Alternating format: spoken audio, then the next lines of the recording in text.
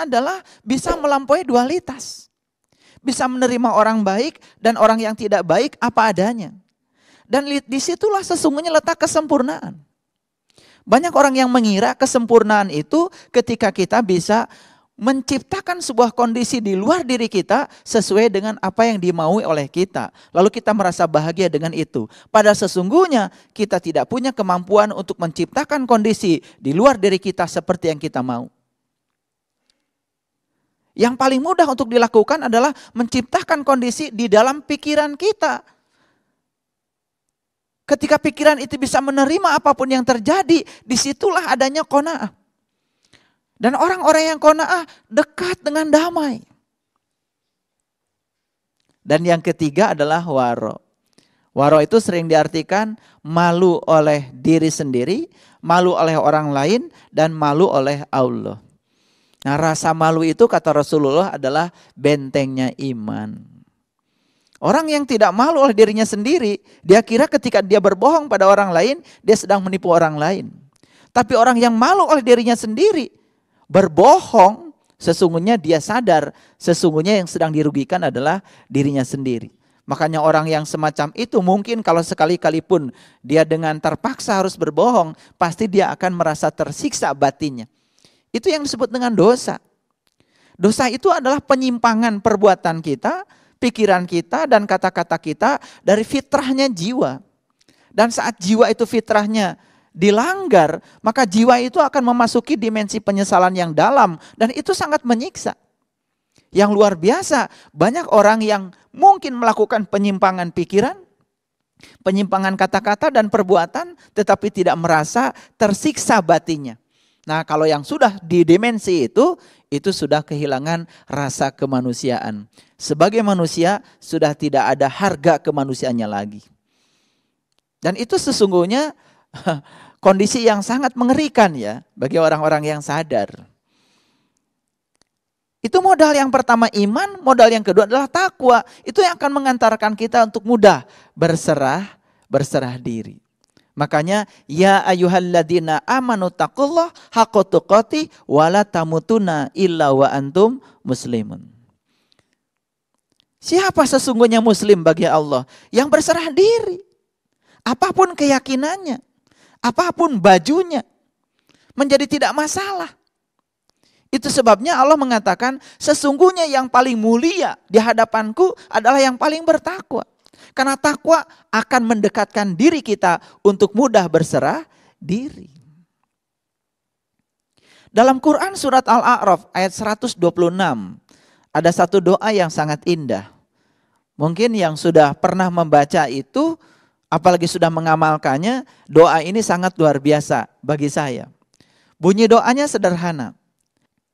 Dalam Quran surat Al-A'raf ayat 126 ada satu doa yang sangat indah.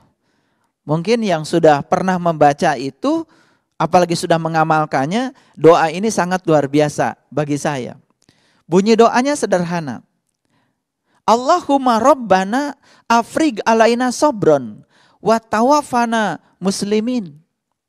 Hanya dua kata kuncinya. Ya Allah, jadikanlah aku orang yang sabar. Dan matikan aku dalam keadaan berserah diri.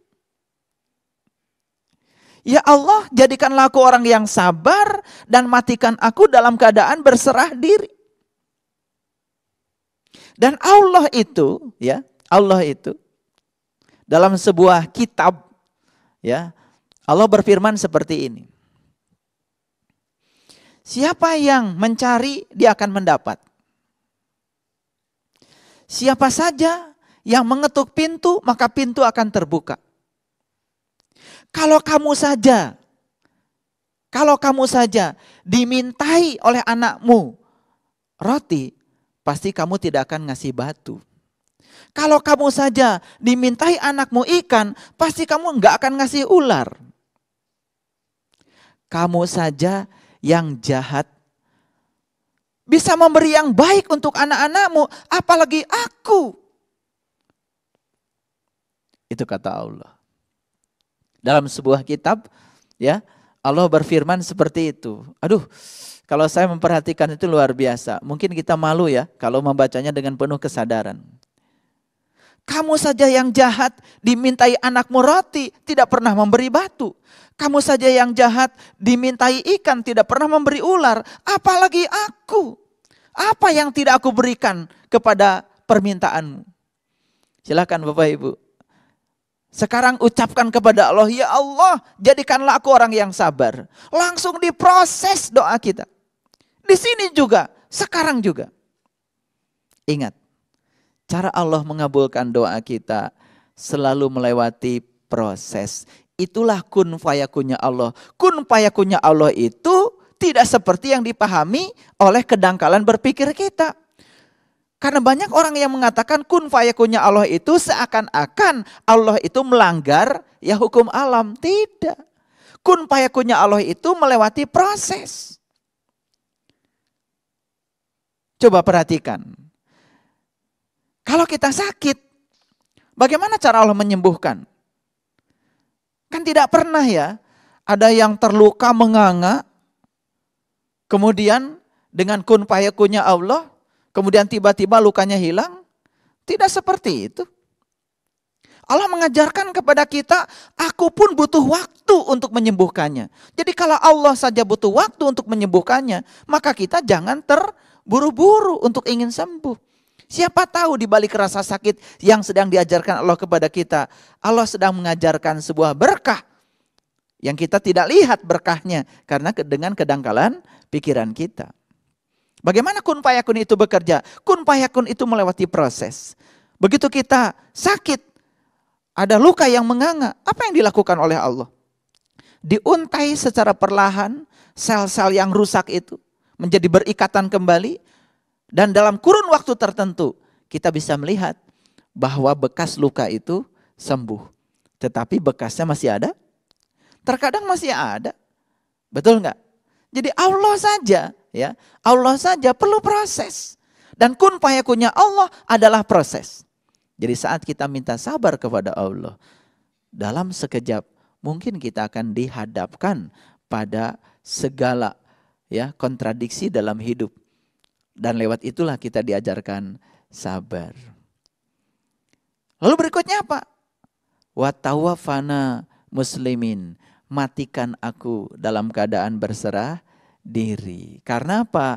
Kalau kita belum berserah diri kepada Allah, ya tidak akan bisa mati. Mati sekedar berpisah raga dengan jiwa.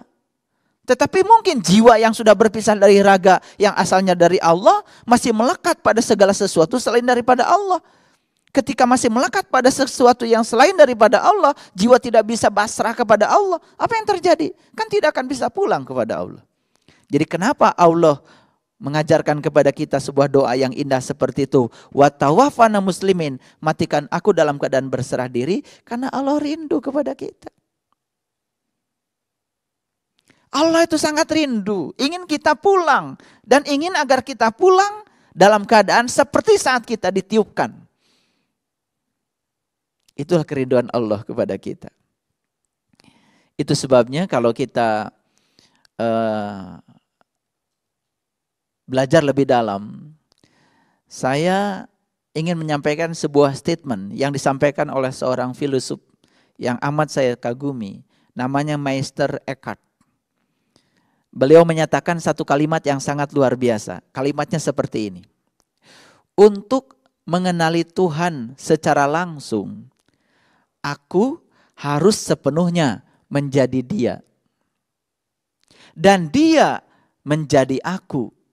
Sehingga Dia dan aku menjadi satu, yaitu aku. Nah kalau saya bicara seperti ini kan gak kelihatan. Tapi kalau ditayangkan ya tulisannya, ya saya jelaskan. Untuk mengenali Tuhan secara langsung, aku, itu akunya kecil. A-nya kecil, K-nya kecil, U-nya kecil. Aku yang kecil, aku. Harus sepenuhnya menjadi Dia. Dia, D-nya besar, I-nya besar, A-nya besar. Dan Dia menjadi aku, akunya masih kecil. Sehingga Dia dan akunya masih kecil. Menjadi satu, yaitu aku. Nah ini A-nya besar, K-nya besar, U-nya besar. Jadi aku yang sudah besar semua itu perpaduan antara Dia dengan aku yang kecil. Itu yang namanya tauhid.